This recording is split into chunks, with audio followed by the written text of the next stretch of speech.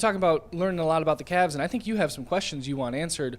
And in the way we're going to do this is going to look at the ESPN NBA tiers that came out for their playoff teams. They did. So ESPN put this out this week, and I guess there's been a game or two since the initial rankings came out, but they listed their playoff teams in different tiers of how legitimate contenders they are heading into the postseason. So they have one team in the legit contender title or category, and that is the Boston Celtics. Of course. In the inner circle of contenders, and I apologize for reading off my phone here, they have the Bucks, the Clippers, and the Nuggets.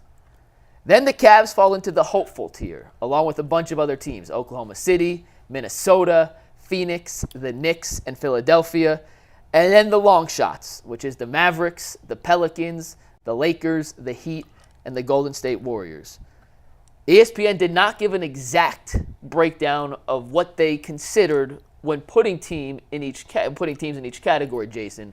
But based on that, are the Cavs categorized properly in the hopeful tier? Yeah, I think so. If I'm Minnesota, I'm pissed. Minnesota should be higher than that. They're really good. Isn't OKC in that one too? OKC was in the hopefuls as well. Yeah, and that's probably, they're so young, but man, they're good. OKC's going to be good for a really long time. That's probably, I think Minnesota should be higher, but everything else, I think that's about where they should be. I don't think they're elite. I've had the Bucks above them all year. I know the Bucks have been a mess this year. They're still the Bucks. They still have Giannis and Dame. Their coaches won a championship. I know a lot of people think he's overrated. I don't necessarily disagree with that, but they'll be there at the end. You need stars to win, and they've got the stars. And I would put the Cavs a click below both those teams in the East. Tyvis? It's definitely right to me. I mean, they haven't. I mean, they play some good basketball. Don't get me wrong, but at the end of the day, I just can't. They haven't had no postseason success, and it's so hard to put them in any category above hopefuls right now because of the fact that we haven't seen them have postseason success. When all those other teams have either won it, been in the championship, or been close to winning the championship. So they're in the right spot. OKC should be higher. I don't care what Jason says. They should be a little bit higher. Well, you can't have OKC higher than Minnesota. But neither one. I mean, Minnesota's not had a lot of postseason what was the second tier's name? It was the teetering inner circle contenders. That's the Nuggets, the Bucks, and the Clippers. They inner circle. You're going to put them with the Nuggets won a championship. The Bucks have won a championship. Clippers have not, but they got a ton of talent. You want to put the Thunder with them? With those three? Yeah. Above your precious Bucks? No, I didn't say that. Oh, wait, no, they're the same thing. Okay. If the Clippers can be in there, why can't OKC be in there? I actually don't have an issue necessarily with where the Cavs are ranked. I have an issue with a lot of other teams. Like a lot of other teams that I think are too low or too high. Who you got? I personally don't think Milwaukee should be in that category. They play zero defense. Zero defense. But they have the best player in the NBA. And they also have Doc Rivers, so it's a complete neutral. So to me, they're too high. I also look at... Don't do that. Don't do that. Okay? Players play the game. And Doc Rivers blows 3-1 leads. That ain't got nothing to do... Giannis won't let that happen. Dame won't let that happen. They was sitting... Dame and his playoff success ain't going to let... Dame ain't never had a talent like he's never played with the best player to ever play the game. So, oh my Lord, sure, Tyvis. PJ Walker's also the greatest quarterback to ever walk the face of the earth. We're gonna just let that one go. I also think when you look at the hopeful categories, or the long shots. I mean, I know the Lakers and the Golden State Warriors aren't having tremendous regular season success, but you know, if I asked you this question, just point blank, who would you be more surprised if they win a championship this season? Cleveland, LA, or Golden State? How would you rank those three? I'd probably put Cleveland third. Me too. So that's messed up. I mean, do you disagree? But yes. Look at who they've got on their team. They've got dudes who know how to do it. How would you rank those three teams in terms of which you'd be most or least surprised? So one least. If Golden State won it, I wouldn't be surprised. So they're your least. Yeah. Lakers or Cavs? The Lakers is last to me. They can't figure it out. They played a good game last night, but I don't know. They just fall apart to me all the time.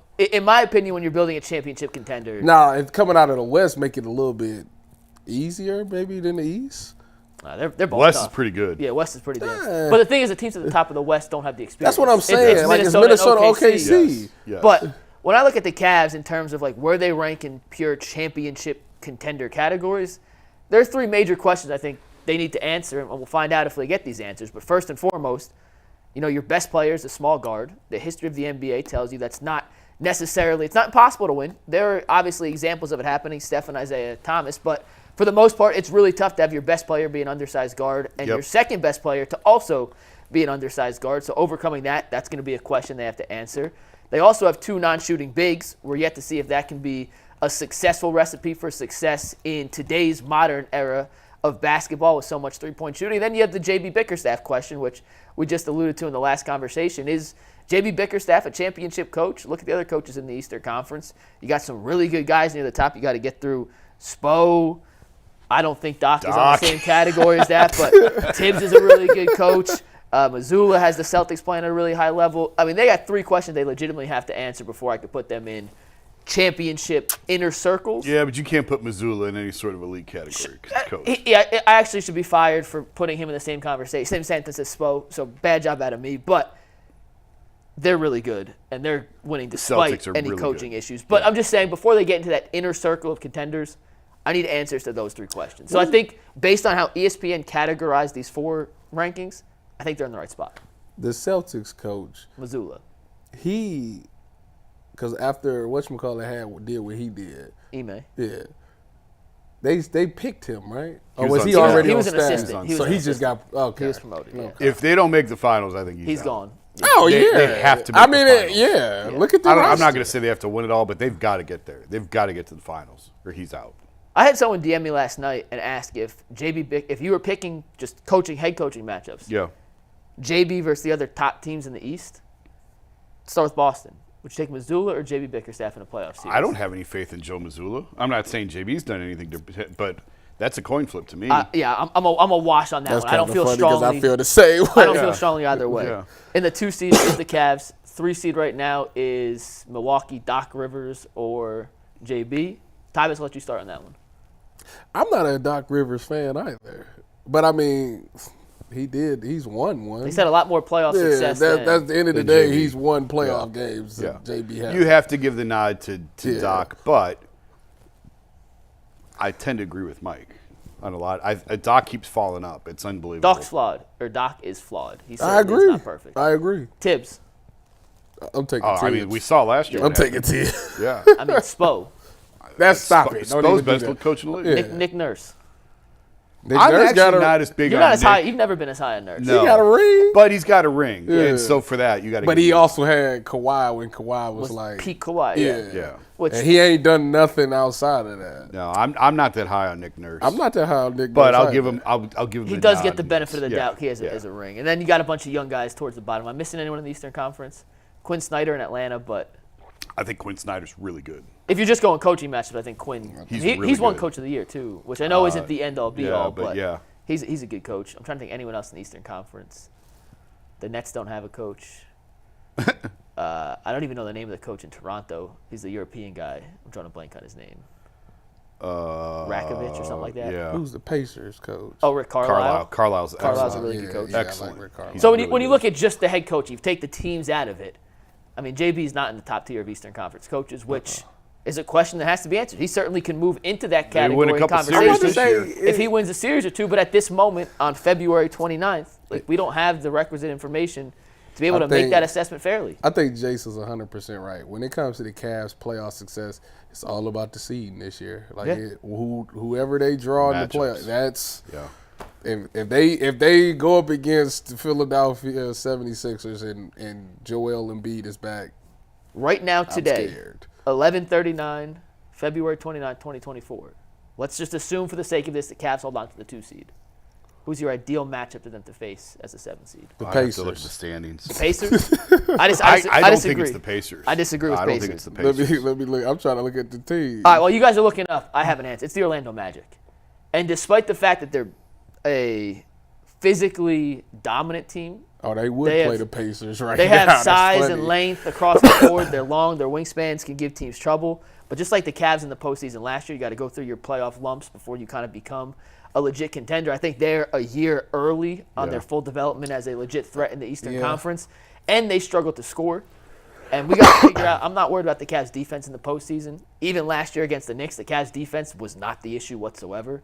They got killed on the glass, and even if they had league average offense, they had a chance to beat New York. Their offense just completely sputtered out. I think the Magic in the first round would be the perfect matchup where you have to expend yourself, but you don't have to play a great series to win They could to kind of literally ramp up to the next round. They should be either Orlando or Indianapolis. Either one of those two teams. Indianapolis doesn't exist. I mean, not Indiana. Indiana, excuse me. I'm thinking of the Colts.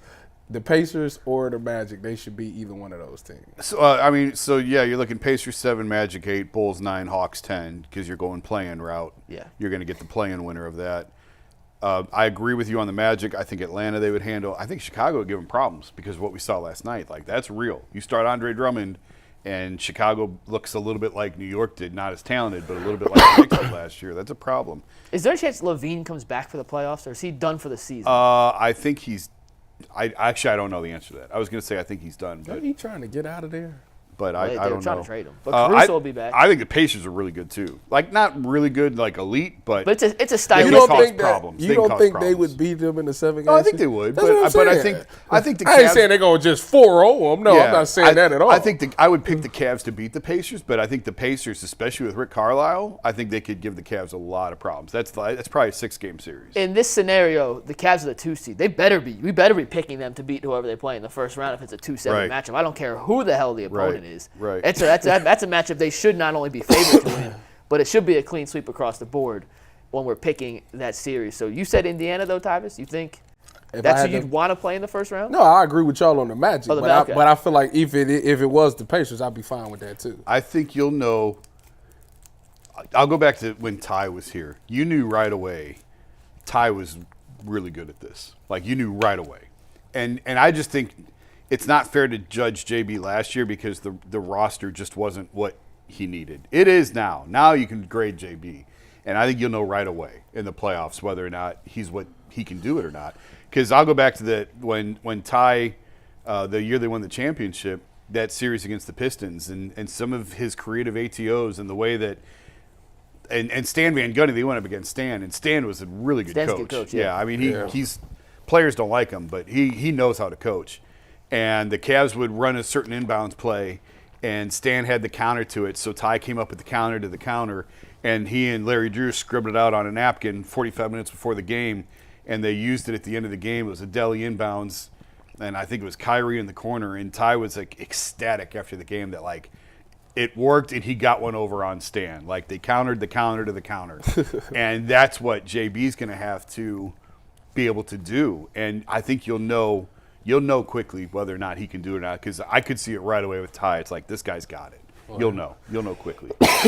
One thing on the out of bounds timeout. Did you watch the game last night, or did you just? I was driving home. I saw a little bit of it today. I watched it this morning a little bit. Which part? Okay, so with a minute and 1 second left in the last 3 minutes, or with a minute left in the regulation, so Okay. before overtime, Okay, I think I was paying attention at this time.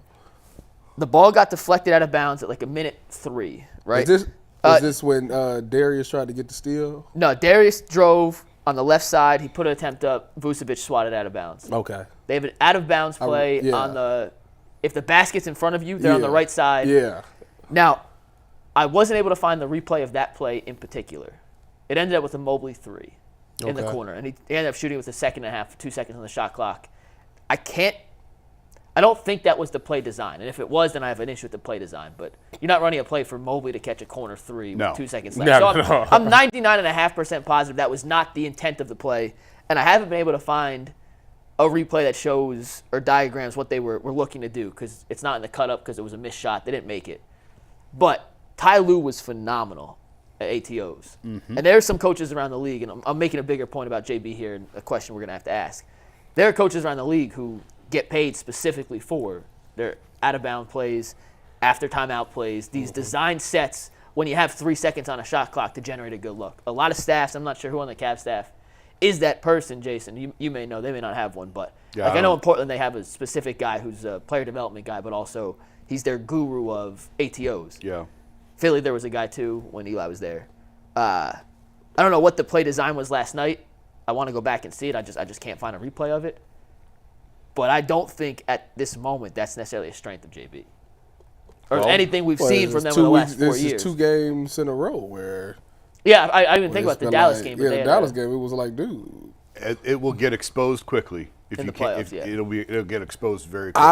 I'm praying that this is trial and error right now. Yeah. This is the time to do it, by the way. That's what I'm saying. This This is is trial exactly when and you should error be right trying to now. learn things, yeah.